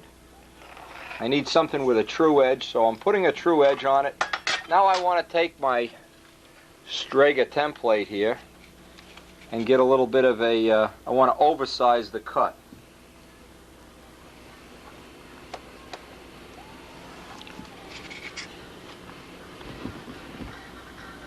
Now I'll cut this notch out oversized with the saw. But what I do, if I carry this and get this married up with the fuse edge, then I'll know this actually will show me where the back of the tail should be on center. Now if you had a fuselage that was longer, well, okay. But in this case I want to put a tail post right up and down from the fin to the body, and I want to have that post run right into that.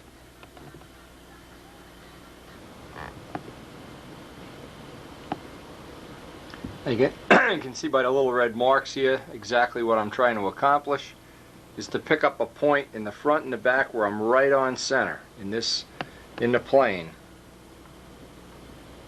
And of course, if this isn't lining up just right, you can just move the pins, take them out and repin it. The further apart you put the pins, the more accurate and stable it'll be. Now here's the acid test with our straight ruler. Get as far up into the fuselage as you can. We're up on the motor mounts, in fact. And make sure we have this piece and this, and that we're in perfect alignment with the top of that fuselage, which looks like we are now. Now I can drop the tail down and line up the back of that fillet, the center of the back of that fillet with that point. What I'm looking for is this point and this point which rests on the top of the fuselage. Now just by sighting down here, I can see that I'm right on center. That red line puts me right on center. Just sight down that.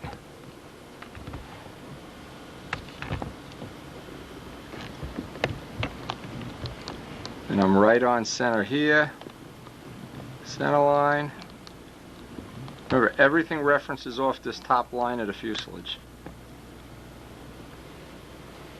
Now we have all of these alignments just sitting here, real accurate.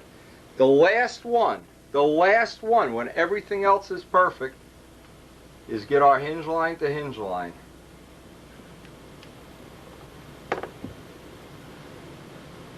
I have to be real careful because these hinge lines are held in neutral. There we go.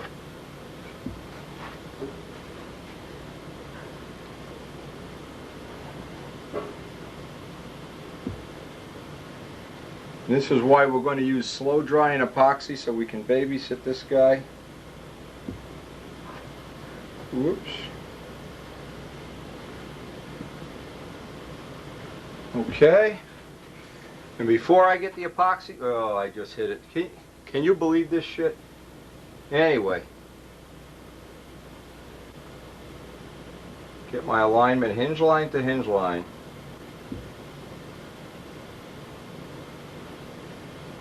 Okay.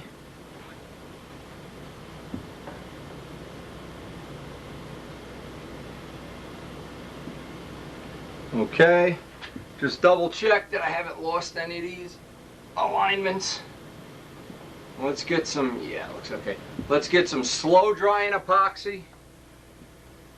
The slowest drying epoxy you have, because you might want to go back and shim this with an IBM card or with who the hell knows what. And then we'll let this sit, babysit it for an hour or so, 45 minutes, while that epoxy is curing. Super important. Okay, here we go. Epoxy time. Well, it always seems like you spend so much time doing this, but in the end, when you count how many hours you put into a plane, it's a very small percentage. And it's always a good idea. If you're getting tired, boy, oh boy, don't force it through and have a big race to get done. Now, I'll have about, this epoxy takes about 45 minutes to set up, so I'll have a good half hour to 45 minutes to monitor this, constantly check it, keep a real good watch on it. Now once the wing and tail are in good alignment, we'll probably let this dry, maybe even overnight, depending on how long we're going to work today. And then we want to get the top and bottom blocks on. Okay, now the whole deal here is you have time. You have working time, so you don't have to rush off. Have a little gizmo up there, so we have slop in the controls.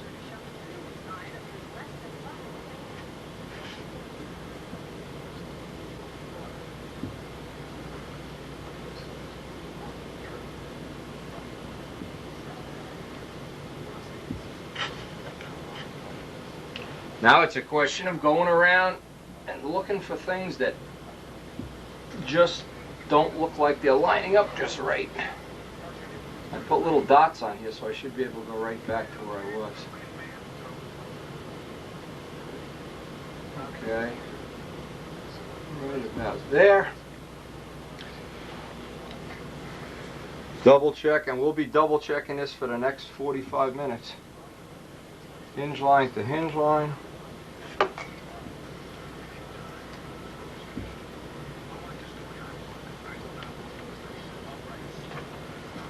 Okay.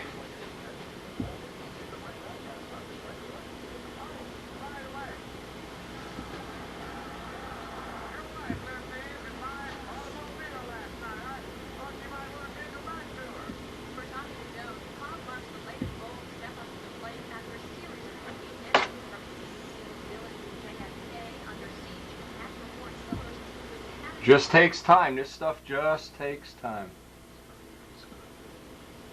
Okay. Now, Paul Walker has told me, and I assume he's obviously researched that, well, it's super critical to have it hinge line to hinge line. And since that conversation with him, and that was probably 5 years ago, before he became a god. Anyway, I did take his advice to heart, and since then I have paid particular attention to the hinge line to hinge line joint. This is very near perfect. Now I want to check all the other alignments. I'm right in the middle. Oh my God, doesn't get better than that. See what it looks like from the front.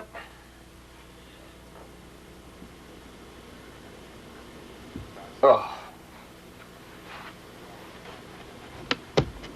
Now it's just babysitting time.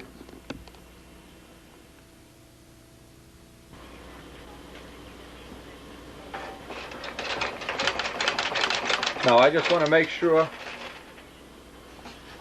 I babysat this for too long here, getting bored. I want to get that little piece of brass bushing out of there now, and that'll put the slop right in. I checked all the dimensions, of course, especially the dimensions hinge line to hinge line. Real nice. Anyway, the next step is I want to get in here, pull this, in fact I'll pull it out right now. Here's that little brass bushing. Now I'm going to solder that joint shut. That'll take care of all of the slop in the control system.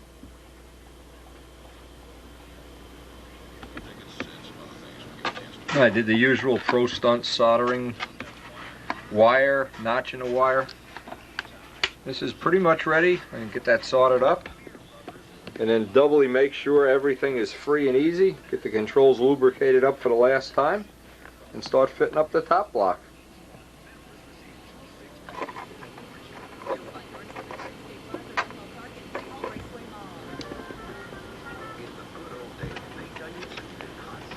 Don't want to forget to deflux this. Baking soda and water, in case you've forgotten. Now the last little thing, get some chain lube on here. This of course is capillary grease. Now with that little brass bushing taken out, I checked the slop and we have it exactly in the middle. It's like such a nice way to do this. Just unbelievable how nice that is. Anyway, let this grease settle. I'll get some back on the tail horn. We'll be ready to start fitting up the top block.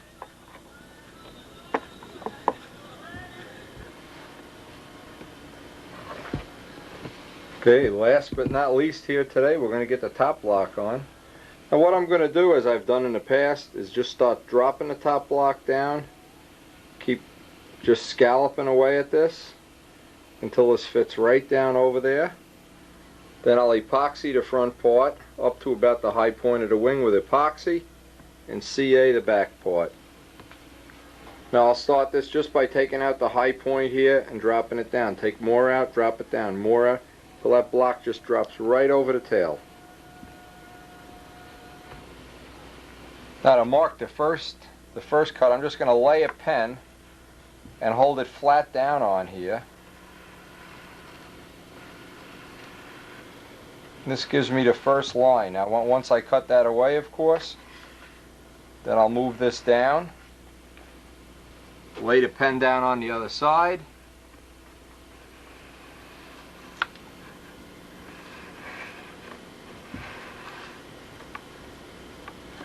just hold the pen, just roll it right along and let the line go right up on the block.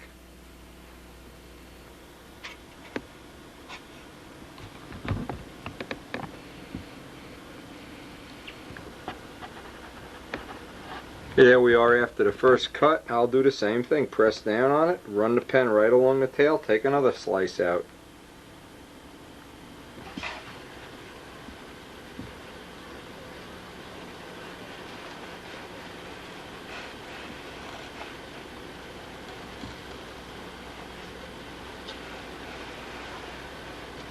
I also have to make a line at beyond which I don't cut. Because what happens, you get a strange, if you run around the front, the pen goes further out into the front than you need it. So you draw a line up from the front of the tail, and that's the line beyond which you don't cut, because the front of this is just going to drop right down. Just darken that line up.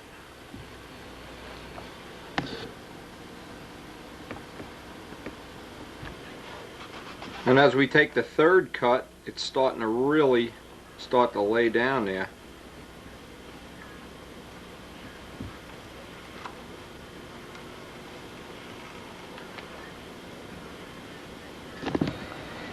Now mixing up the epoxy where two parts are twice the size of part A, part B, whatever. Same resin we use for glassing, because I want to get this up in the nose. I want everything to be epoxied right about up to the belt crank mount. The idea of this is I can tape this in position, hit it with a hair dryer, and it'll soak in the same way, actually the same way we do glassing. So I'm just giving this plenty of mixing. Get some tape ready.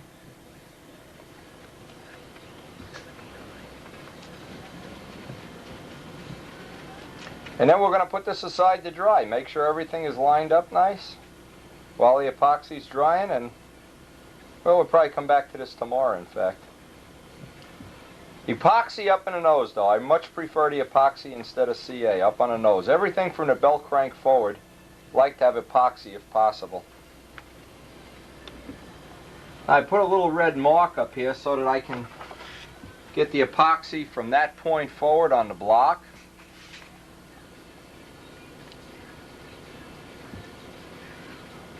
Keep some alcohol handy to get the extra off.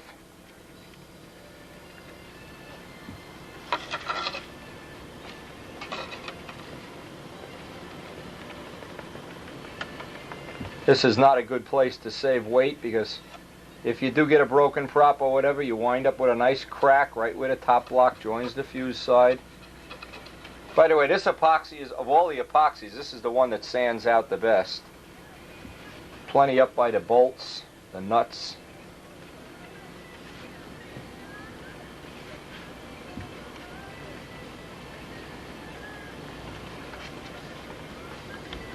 Now, one of the things before I put the block on, I want to put the blind nuts in place. I mean the bolts into the blind nuts and even so that we get a nice seal. The epoxy will seal a hole in case a little bit of fuel or whatever gets in there. Because that's obviously one of the areas I want to smear real good with epoxy.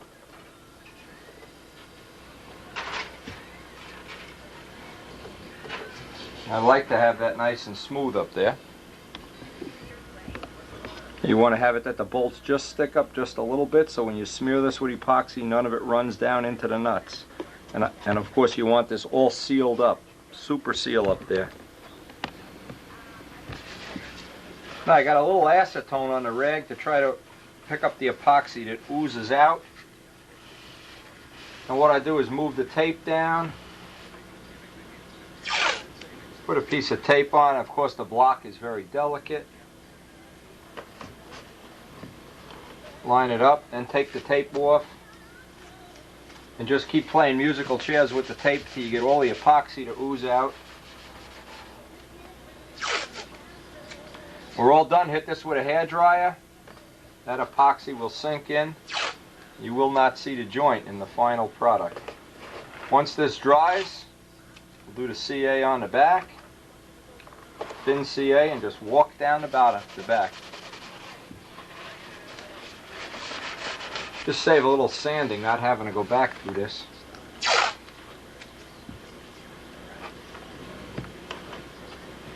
And what you may want to do is right back here, just put one little drop of CA on, just to hold it.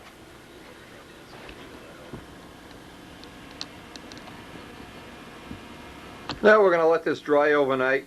We'll come back to this tomorrow.